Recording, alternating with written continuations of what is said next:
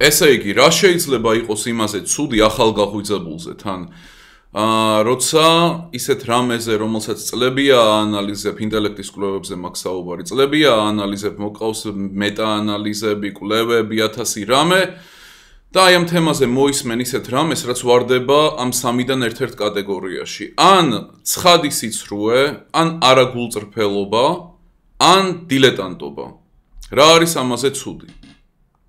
დაწერეთ კომენტარებში. ესე იგი, წავაწყდი ვიდეოს სათაურით გენები თუ აღზრდა, რომელი უფრო მნიშვნელოვანია. ეს ვიდეო ეკუთვნის არხს სპინი, მე უბრალოდ რეაგირებ, რაც გადის fair use-ში. და ნუ მოდი მოვისმინოთ აი ეს კონკრეტული ნაწილი, რომელსაც ქვია გენების გავლენა ინტელექტზე და შემოსავალზე და ვნახოთ რამდენად სიმართლე არის, იმიტომ რომ ხო აქ ძალიან ისეთი როგორ თქვა, პოპ მეცნიერების ზედაპირული, აი ტყუილთან რომ ესეთი თქმის სირწყმის, აი ეგეთი რამე იქნება ნათქვამი, გავაანალიზებთ მაგას, მოვიყვანთ კვლევებს, 1000 რამეს და თან ნუ ვისაუბრებთ იმაზე თუ რამდენად გენეტიკური არის ინტელექტი და რამდენად არის გარემოზე დამოკიდებული და ასე შემდეგ კარგ ადგილებში წავალთ, ამიტომ მოვუსმინოთ ვიდეოს, უბრალოდ პატარა დისკლეიმერი, არანაირი ჰეითი არც ამ ადამიანის მიმართ, არც ამ არხის მიმართ, იმიტომ რომ არც პირველები არიან, რომლებიც ასე როგორ თქვა, ან არაგულწრფელები არიან, ან იტყუებიან, ან უბრალოდ ვერ ან დილეტანტობენ. ანუ ეს არის პოპ მეცნიერება. პოპ მეცნიერებაში, ნუ ისეთი რამეა რა, წაიკითხავ გაზეთი თბილისელები ან რაღაცა მანდრაც წერია, იგივე სიმეორებ. ნუ მსგავსი რამ არის, ამიტომ მოვისმინოთ არანაირი ჰეითი, ვებრძვით აზრებს და არა იმას რაღაცას. იგივეა ინტელექტზეც. ყველამ ვიცით, რომ ინტელექტუალურ ოჯახში დაბადებულ ბავშვებს უფრო მაღალი ინტელექტი აქვს და ეს გასაკვლიც არ არის იმ გარემოში, სადაც შემეცნების წახალისება ხდება. ლოგიკურია, რომ ბავშვს მაღალი ინტელექტი ჰქონდეს, მაგრამ აღმოჩნდა, რომ ინტელექტიც ძალიან დიდწილად განპირობებულია გენეტიკით. როდესაც ადარებდნენ ნაშვილებ ბავშვების ინტელექტს, მათ ამღზელებს, აქაც კორელაცია 0 იყო, ანუ თანხმობა 0 იყო, მაგრამ ბავშვების ინტელექტი ემსგავსებოდა მათი ბიოლოგიური მშობლებისას. გენეტიკის გავლენა ინტელექტზე დაახლოებით გენეტიკოსებს გამოთვლილი აქვს, რომ არის 45-50%.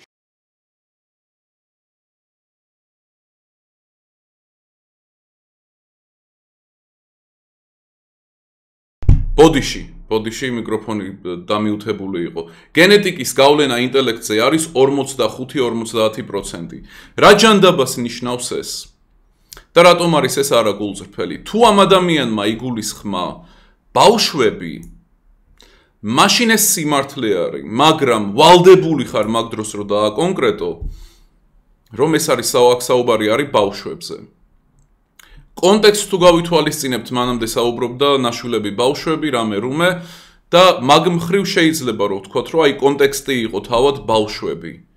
მაგრამ ამას დარწმუნებული ვარ მაყურებლის 99%, ანუ არ გაიაზრებ და იმიტომ რომ რა მნიშვნელობა აქვს ბავშვზე იქნება ეგ თუ უფროსზე, იმიტომ რომ არ იციან ეს თემა. ამიტომ ეს ძალიან არაგულწრფელი არის, იმიტომ რომ ამას რო ადამიანი უყურებს, იფიქრებს რომ აი ინტელექტი არის 45-დან 50%-მდე გენეტიკური, ყველაზე, ბავშვზე, მოზარდზე და ასე შემდეგ. ეხლა ნუ ეს არის რა პოპ მეცნიერების პრობლემა. რეალობა როგორი არის? რეალობაში არის 45-დან 50%-მდე გენეტიკით ახსნადი IQ, ინტელექტი, G ფაქტორი. კი, ოღონდ თუ კი საუბარი არის ბავშვებზე. როგორ მოქმედებს რა ეს რომ გენეტიკური ფაქტორი, გენეტიკური გავლენა მარტივენაზე რომ ვთქვა, ინტელექტზე ასაკთან ერთად იზრდება.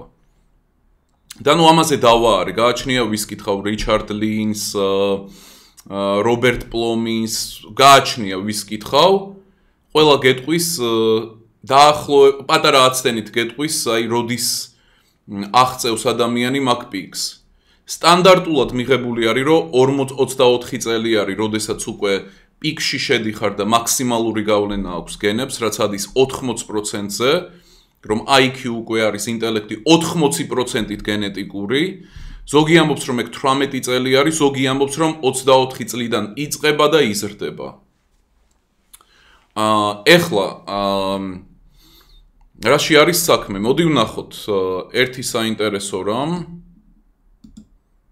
აი, აქ ვხედავთ ეს, ну, რა თქმა უნდა, კვლევებზე არის დაფუძნებული და ისეთ არაფერზე. 4-დან 5 წლამდე 20-დან 25%-ით არის ინტელექტი მემკვიდრეობითი, 6-დან 10 წლამდე 40-დან 50%-მდე, ალბათ ეს იგულისხმა 6-დან 10 წლამდე ბავშვები ამ ადამიანმა. შემდეგ 11-დან 15 წლამდე არის 50%-დან 70%-მდე მემკვიდრეობითი ინტელექტი. და შემდეგ უკვე 16-დან 20 წლამდე რა გვაქვს 70-დან 80%-მდე და მერე უკვე 20 წლის მაღლა 75-დან 80%-მდე და მეტი. ანუ ეს მესმის რომ არაინტუიციური არის, რომ რანაირად არის რომ იზრდება ინტელექტის გენეტიკური გავლენა წლებთან ერთად, მათ შორის ინტელექტზე და ამას შეგვიძლია რომ შევხედოთ დაახლოებით ისე, როგორც აი თმა რა, ბავშვის თმა, დაიბადა ბავშვი და აქვს რაღაცა ერთი ფერის თმა და შემდეგ ეგ ფერი დაკარგა და სხვა ფერი თმა აქვს.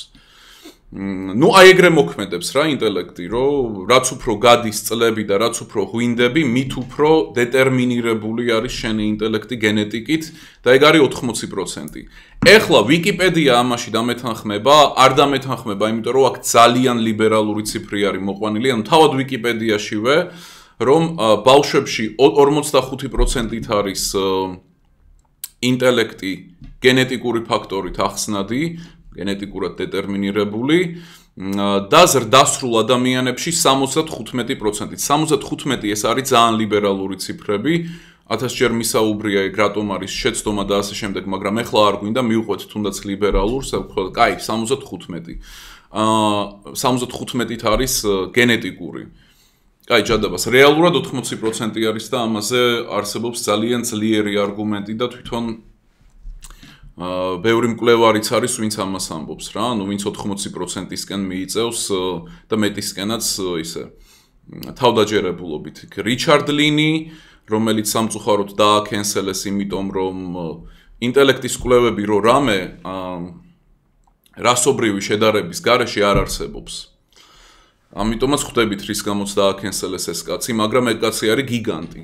როდესაც საქმე ეხება აი ამ ინტელექტის კვლევებს, ეგ კაცი არის ვისგანაც როგორ თქვა, აი კვლევების დონეზე ვიცით რომ რაც უფრო მაღალია IQ, მით უფრო ნაკლებ ბავშვს აჩენენ ადამიანები, ისეც ხო ინტუიციურია, რომ აი რაც უფრო განათლებულია ადამიანი, რაც უფრო მაღალი ინტელექტი აქვს, მით უფრო ნაკლები შვილები ყავთ, ხო? მაგრამ ეგ ერთი არის ესე ანეკდოტურად რო ვიცით, ხო, გამოცდილებით. მეორეა, აი ფურცლის დონეზე რო ვიცით, ხო?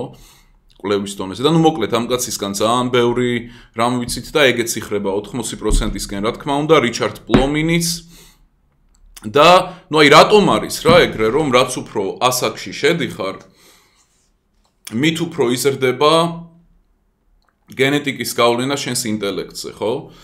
ნუ რიჩარდ პლომინის აზრით, რომელიც ნუ რა თქმა უნდა ფსიქოლოგი და თან გენეტიკოსი არის და ეს ორი უნდა იყოს ამაზე, რომ კარგად იმსჯელო და კარგად გამოიკვლიო. ნუ ესეთ რამეს ამბობს რა, რომ პირველი ასპექტი რა არის? ის რომ ნუ საკმარისი დრო გჭირდება, რომ როგორც ორგანიზმი ეს ძალიან ისე ვამბობ რა, ძალიან ადამიანურად რომ მოიქოქოს, რომ მეტი ინტერაქცია ჰქონდეს გარე სამყაროსთან, რომ როგორ თქვა რა, ნუ აი ორგანიზმი რომ მოიქოქოს. ეს რა თქმა უნდა ცოტა სოფლური ახსნა განმარტება არის. და აი მეორე, ასევე რიჩარდ პლომინის რა არის, რომ ადამიანი გარემოს ქმნის. ხო ხვდები? წავა თუ არა იქ, წაიკითხავს თუ არა წიგნს. ექნება თუ არა მაღალი ვერბალური IQ, სიტყვები, ლექსიკონი ექნება თუ არა მდიდარი, ეგეც გენეტიკური, რანაირად ხო ლექსიკონი წიგნი არის, რანაირად. ნუ აი ეგრე სიტყვას რო გაიგონებ, რო დაიმახსოვრო, აითვისო და ასე შემდეგ, ხო? ამიტომ რიჩარდ პლომინის აზრით ადამიანი გარემოს ქმნის და ეს ხსნის იმას, რომ ადამიანი რაც უფრო შედის ასაკში, მოდი ავიღოთ 24 წელი, იმიტომ რომ ეგ არის იდეალური იმაქსება გენეტიკის გავლენა IQ-ზე. და უფრო ის არის, ადის 80%-ზე, ანუ 80%-ით გენეტიკური ხდება შენი ინტელექტი. იმიტომ რომ გარემოს ქმნი და გარემოს შექმნა ეგ არ გეგონოთ რა, რაღაცა პატარა ასპექტი, ეგ არის ძალიან დიდი ასპექტი, წელა მაგალითებით ჩამოვთვალე. და ნუ მისი აზრით ასე არის, უბრალოდ ძალიან არაინტუიციური არის. ეხლა კიდე რისი თქმა შეიძლება ამაზე მოკლედ რა ეგ სადაო პრინციპში არ არის, ანუ უამრავი კვლევაც არის, რომ 80%-ისკენ არის გენეტიკის გავლენა, ну აი ეს და თან რო ასაკში რო შედიხარ, უფრო და უფრო იზრდება მემკვიდრეობითობა, ну აქ სრული სიმდიდრე გვაქვს, მაგრამ მოდი ცოტა ისე სხვაგან წავიყვანოთ რა ეს. მაგალითად ავიღოთ 2007 წლის Matt McGue's პუბლიკაცია, სადაც მან შეადარა 409 ნაშვილები დედმამიშვილი, 208 არანაშვილებ დედმამიშვილს და იქ გაანალიზა გარემოს გავლენა ამ ადამიანმა. და ეს ძალიან საინტერესო არის რა. უბრალოდ როცა ნაშვილებ, როცა აი მაგას ვიღებთ, რომ ვიღაცა მიშვილა და ასე შემდეგ, მან კრიტიკა ყოველ შემთხვევაში ადრე ინტერნეტში და ნუ რეალურად აკადემიაშიც რა იყო რა, რომ ვინც ანუ ადამიანები, რომლებიც იყვანენ ბავშვებს, რომ მათ აქვთ უკეთესი სოციო-ეკონომიკური სტატუსი. და შესაბამისადო ეს არ არის მთლად სამართლიანი, მოკლედ მაგას ცალკე დავაიღო და აი ეს პუბლიკაცია არის გადასარევი მაგ მხრივ, იმიტომ რომ აქ გარემო შეადარეს 409 ნაშვილები დედმამიშვილი, 208 არანაშვილები გარემო. ეხლა რა ვიცით რა, აქედან გამომდინარე, რომ მშობლების დეპრესიულობის დონეში არანაირი სხვაობა არ იყო. ეს ერთი და მეორე კიდე სოციო-ეკონომიკურ სტატუსზე დაკვირვებამ რა მოგვცა. და ეს არის ძალიან ისეთი რა ფატალისტური დაკვირვება რაღაც გაგებით, რომ სოციო-ეკონომიკურ სტატუსს არანაირი გავლენა არ აქვს ნეგატიური ბავშვის IQ-ზე. აქ რა იგულისხმება და რა არა, იმიტომ რომ ეს უნდა დავაკონკრეტოთ. აქ მოდი ერთი წამით შევცვლი ამას. ოპ, ბუმ. ხო, აი ეს გვინდა. აქ არავინ არ გულისხმობს იმას, რომ გარემოს არანაირი მნიშვნელობა არ აქვს ბავშვის აღზრდაზე. ეგ არაფერ შუაშია, რა თქმა უნდა აქვს. და ეს დასკვნა არ წაიღოთ. უბრალოდ რო ავიღოთ შედარებით ღარიბი მშობლები, ხო, აი ამ კვლევის თანახმად, ისინი არ ქმნიან იმდენად ცუდ გარემოს, რომელსაც ექნებოდა ოდნავ მნიშვნელოვანი გავლენა ბავშვის IQ-ზე. ხვდებით? ეს არის ძალიან მნიშვნელოვანი. აი სოციო-ეკონომიკური სტატუსის ფაქტორი რო ავიღოთ რა. არა, უბრალოდ არ არის რა ეგ სიმართლე, რომ აი იშვილეს და სოციო-ეკონომიკური სტატუსის გამო ბავშვს მეტი ინტელექტი ჰქონდა, ან უკეთ გამოვლინდა მისი IQ ან რამე ეგეთი, არა. როგორც აღმოჩნდა, ღარიბი მშობლები იმდენად ცუდ გარემოს არ ქმნიან, რომელსაც ნეგატიური, მნიშვნელოვანი ნეგატიური გავლენა ექნებოდა თვითონ ბავშვის IQ-ზე. ეხლა კიდე რა არის აქ გასათვალისწინებელი? და ნუ რა თქმა უნდა, ცოტა უნდა შევეხოთ რასობრივ თემასაც და ჩვენ ვართ თანასწორობის მომხრე ადამიანები და ჩვენ მიგვაჩნია რომ შავები რა თქმა უნდა უკეთესები არიან, მაგრამ ინტელექტის კვლევები ხო, ანუ არ არის ისეთი ერთი კონკრეტული ტრაიბით შეზღუდული ან ერთ კონკრეტულ პოპულაციაში და გენეტიკურ იმაში მოქცეული. ეს რა თქმა უნდა გულისხმობს სხვადასხვა ჯგუფების შედარებას. როცა მემარცხენეები ამბობენ რომ ინტელექტის კვლევები რასისტული არის, არ იტყუებიან ეგენი. ხო და განათლების დონის მიუხედავად, აი ეს IQ სხვაობა რასებს შორის მაინც არის. რო რამე ამაზე ადრეც ვისაუბრეთ, რომ განათლებას არანაირი მნიშვნელოვანი გავლენა არ აქვს IQ-ზე, ვიმეორებ მნიშვნელოვანი გავლენა. და ნუ ამაში ახლა დავrწმუნდებით ერთი წამით აი ვერბალური IQ რო ავიღოთ რა. ნუ ეს არის General Social Survey 1972-დან 2024 წლამდე. მან მისი მონაცემები არის, რომელსაც ხშირად იყენებენ, სადაც ჩანს რომ რო ავიღოთ შავკანიანი, ვინც არის ან მაგისტრი, ან დოქტორი, ნუ აქვს PhD და რამე, ინტელექტი რო ავიღოთ მისი, ძალიან ოდნავი უპირატესობა აქვს იმ თეთრკანიანთან, რომელსაც უბრალოდ სკოლის ატესტატი აქვს. აი სკოლა მიამთავრა და მორჩა. იმიტომ რომ თუ დააკვირდებით თეთრკანიანი რო ავიღოთ, ვინც უბრალოდ სკოლა დაამთავრა და სკოლის ატესტატი აქვს, სკოლის დიპლომი, მისი IQ არის 98, რო ავიღოთ შავკანიანი, რომელსაც აქვს PhD, მისი IQ არის 102. ეხლა აი ეს გეფია, ეს სხვაობა რასებს შორის, იმისთან მიუხედავად რა ისა აქვთ რა განათლება, აქ ხო არის სხვაობა უკვე დიდი, მაგალითად რო ავიღოთ თეთრკანიანი PhD-თი და თეთრკანიანი 3 women with PhD. თეთრკანიანი PhD-თი და შავკანიანი PhD-თი, თეთრკანიანს აქვს 113 IQ და შავკანიანს 102. ანუ ეს ხო უკვე 11 ქულით სხვაობა არის, მაგრამ რეალობაში ბევრად დიდი არის სხვაობა და ეს თვითონ ეს მონაცემები არის ძალიან მიკერძოვებული, მაგრამ ამას სხვა დროს შევეხებით, მაგრამ ვიყენებ ყველაზე ლიბერალურს. ყველაზე ლიბერალურს. იმიტომ რომ ნუ მაინც რა. ეგრე უფრო საინტერესო არის. ეხლა ერთი წამით ვეძებ კონკრეტულ რაღაცას. ხო, ჩვენ ისიც ვიცით, რომ არის უსამართლობა თეთრკანიანების წინააღმდეგ, იმიტომ რომ რო ავიღოთ მათი SAT სკორი, ანუ თეთრკანიანებს უფრო მეტი ჭირდებათ, რომ გასქორონ, მეტი ქულა მოიპოვონ, ვიდრე შავკანიანებს და შავკანიანებს იღებენ, რაც არის სტანდარტი მიღების, იმაზე ბევრად დაბალი ქულით. აი ეს ადასტურებს მაგას, რომ დისკრიმინაცია მიმდინარეობს თეთრკანიანების წინააღმდეგ აკადემიაში და ვის მიიღებენ და ვის არა. და საშუალო სკორი თეთრებისთვის არის 1516, რომ მიიღონ ტოპ 20 უნივერსიტეტში და შავებისთვის არის 1350. ეს ნუ რა თქმა უნდა უსამართლობა არის და რაზე ღირს ახლა ყურადღების გამახვილება ასევე. ნუ მოდი ვუყუროთ ვიდეოს და გავაგრძელოთ ვიდეოს ყურება და თუ რამეა გზა და გზა. ნუ იდეა ის არის, რომ თუ ეს ადამიანი საუბრობს ბავშვებზე და ეგ უნდა დააკონკრეტოს, იმიტომ რომ როგორც ვთქვი, ძალიან არაინტუიციური არის. და არალოგიკური დასკვნა იქნება, რომ აი, მე ხო ბავშვებზე ვსაუბრობდი, შესაბამისად უნდა დაასკვნას მაყურებელმა, რომ ეს 45-დან 50%-მდე რო არის IQ, ინტელექტი, გენეტიკური, ეგ არის ბავშვებზე. მაგრამ ნუ აი, ვუყუროთ ვიდეოს.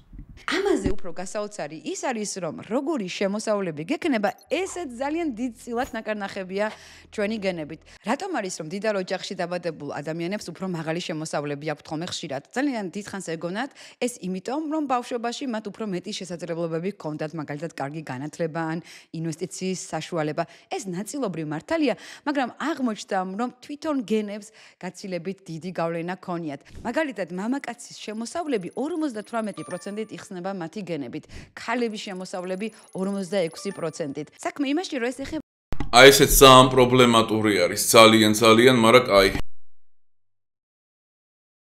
შემოსავლებს და არა ზოგად სიმდიდრეს. რამხელა სიმდიდრე ექნება ადამიანს, ამაზე გენები არ ახდენს. ეს სიმართლეა. შენი გენების დამსახურება არ არის შენი მშობლები რას დაგიტოვებენ მემკვიდრეობით, მაგრამ შემოსავლების გენერირება შენ რამდენად ახერხებ შემოსავლები გამოიმუშავო, ამაზე გენეტიკას ძალიან დიდი გავლენა ქონია. ეს ის რომელიც დიდარ ოჯახში იზრდება, ძალიან დიდი გავლენა არა, პირდაპირი. ჩვენ თუ ავიღეთ, მოდი მივყვეთ ლოგიკურად.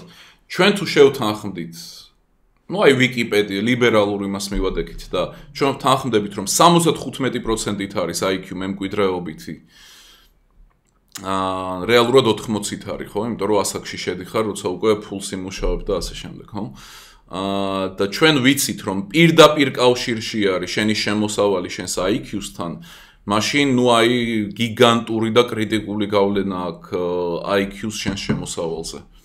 ასევე ნუ ერთი რამე უნდა დავაკონკრეტო, რომ არის ზოგი კვლევა, რომელიც აჩვენებს ნეგატიურ ანომალიებს, რომ რაც უფრო ასაკში შედის ადამიანი, რომ მით უფრო გენეტიკური გავლენა ინტელექტზე მცირდება, მაგრამ მოდი დავაკონკრეტებ, ვინმე რო არ დალინკოს, რომ მანდ დემენცია არის კრიტიკული და როცა ვსაუბრობთ რომ ასაკთან ერთად უფრო და უფრო ეზრდება გენეტიკური ფაქტორი IQ-ზე ჩვენ უარყოფთ მანდ დემენციას, ნუ მაინც ეს მნიშვნელოვანია.